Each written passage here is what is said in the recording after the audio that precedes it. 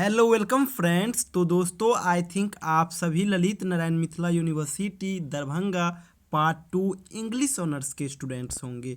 दोस्तों यहाँ पे मैं पेपर 4 से रिलेटेड कुछ ऐसे इम्पोर्टेंट क्वेश्चन का गेस करने जा रहे हैं जो 2021 के एग्ज़ाम पॉइंट ऑफ व्यू से काफ़ी महत्वपूर्ण है। दोस्तों मैं आपको बता दूं कि मैं इनसे पहले पेपर 3 का भी गेस कर चुका हूं और इस वीडियो में पेपर 4 का गेस करने जा रहा हूं। दोस्तों मैं बता दूं कि जितना भी क्वेश्चन यहाँ पे मैं बताने जा रहा हूं, आप कोशिश करना, आप अपना मैक्सिमम टाइम इसी पे फोकस करना है ना, क्योंकि ये जो क्वेश्चन मैं आप लोगों को बताने जा रहा हूँ, आप लोगों के बीच शेयर करने जा रहा हूँ, ये 99% ऐसे इंपॉर्टेंट क्वेश्चन है जहाँ से कि क्वेश्चन आपको एग्जामिनेशन में देखने को मिलेगा।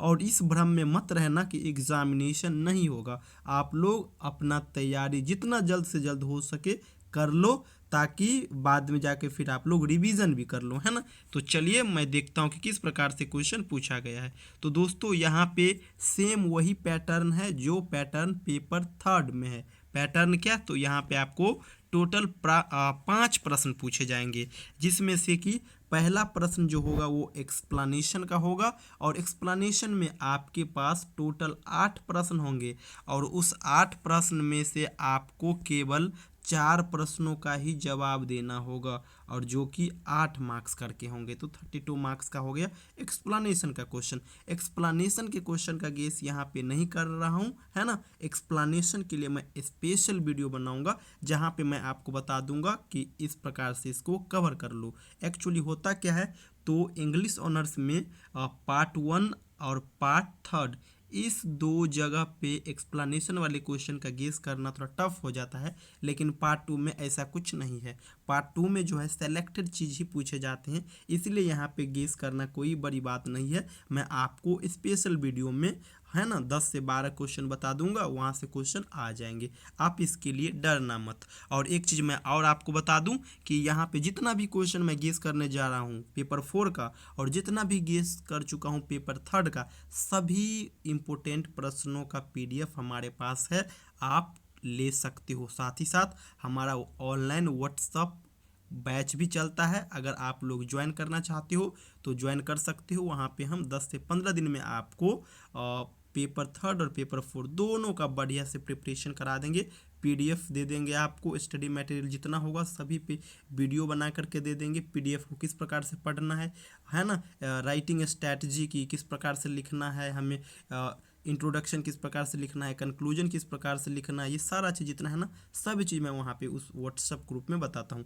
और उसका प्रोसेस क्या है तो मैं वीडियो के लास्ट में आपको बता दूंगा, है ना। तो सबसे पहले हम चलते हैं गेस क्वेश्चन देखते हैं। तो पहला प्रश्न तो आप समझ लिए कि एक्सप्लेनेशन से आएगा। बात रहा दूसरा प्रश्न, तो दूसरा प्रश्न जो है ये इमली ब्रोंटे का जो नॉवेल है उदरिंग हाइट्स, यहाँ से आएंगे। और इसके लिए आप कौन कौन सा क्वेश्चन करना प्रिपेयर, तो इसके लिए आप पहला करना discuss love and hate relationship in Wuthering Heights. W और H जो लिखे इसका अर्थ है उदरिंग हाइट्स, है ना, शॉर्ट में मैं लिखा हूँ। अगला आप याद कर लेना narrative art of Wuthering Heights, या फिर discuss atmosphere of the novel Wuthering Heights. साथ ही साथ उदरिंग हाइट्स का टाइटल को आप ढंग से देख लेना, इसका थीम क्या है इसको देख लेना, और प्लॉट कंस्ट्रक्शन इसको देख लेना। प्लॉट कंस्ट्रक्शन कहने का अर्थ कि जो जित नॉवेल है ना, उस नॉवेल को आप कम से कम शब्दों में लिख दो, उसे ही हम प्लॉट कंस्ट्रक्शन कहते हैं। साथ ही साथ आप उदरिंग हाइट सेक्शन से कैथरीन अर्नशॉ का कैरेक्टर भी याद कर लेना, क्योंकि ये इम्पोर्टेंट है।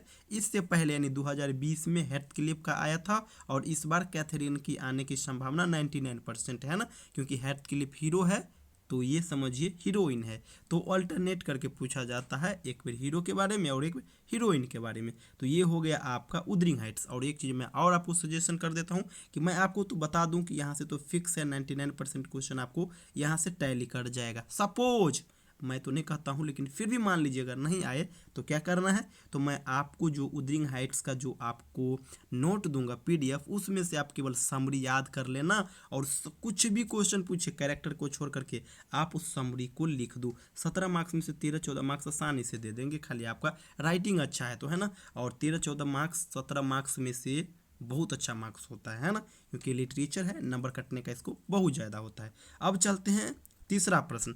तो तीसरा प्रश्न भी सेम यही है, far from the madding crowd के ऊपर। मैं जितना आपको बता रहा हूँ ये कर लेना, अगर सपोज ये नहीं आए तो फिर उस इसी के तरह उदरिंग हाइट्स की तरह आप समरी याद कर लेना और उसको लिख के आ जाना। लेकिन इसके लिए आप क्वेश्चन कौन कौन प्रिपेयर करना तो करना, discuss far from the madding crowd is a rustic novel, या फिर discuss far from the madding crowd is a romantic pastoral comedy, है ना।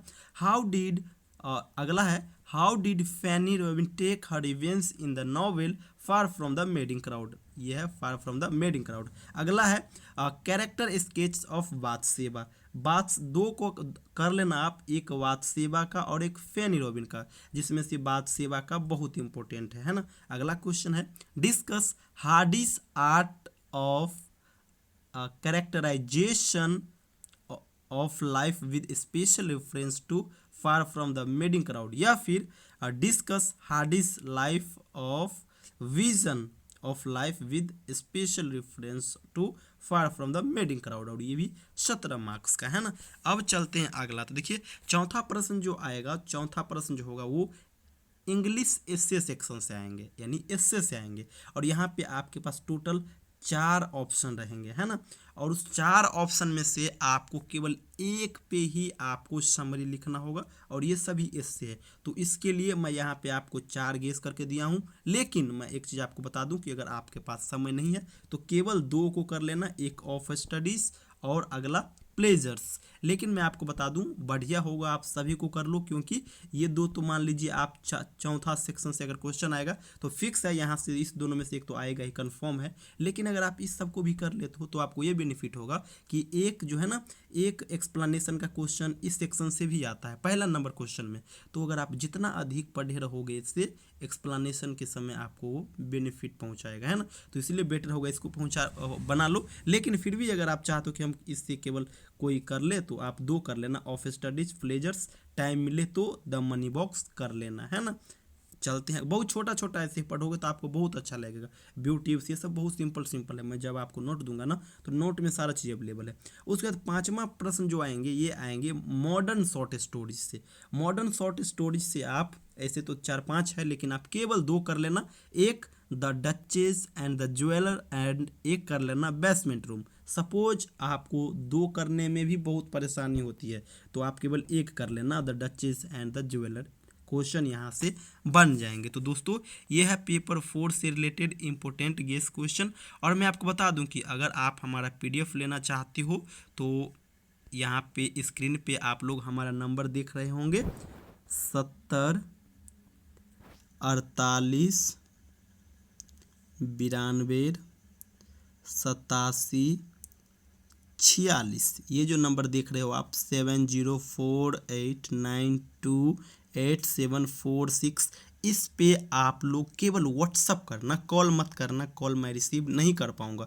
केवल आप लोग व्हाट्सअप कर देना और मैसेज छोड़ देना कि हमें पीडीएफ की ज़रूरत है या फिर हमें व्हाट्सअप ऑनलाइन क्लास को ज्वाइन करना है ना। मैं आपको बता दूं कि एक मिनिमम पे आपको करना होगा, है ना, 60 से 65 रुपये का ये इसका ये अमाउंट रखा गया है, आप उसको पे करके पीडीएफ ले सकते हो, है ना। 2 पैटर्न यहाँ पे, अगर आप चाहते हो कि केवल पीडीएफ ले तो पीडीएफ लेके आप हट सकते हो। अगर आप चाहते हो कि अब, और एक बात और बता दूं, अगर आप पढ़े हुए हो तो पीडीएफ ले लेना, बहुत सिंपल लैंग्वेज में पीडीएफ लिखा गया है।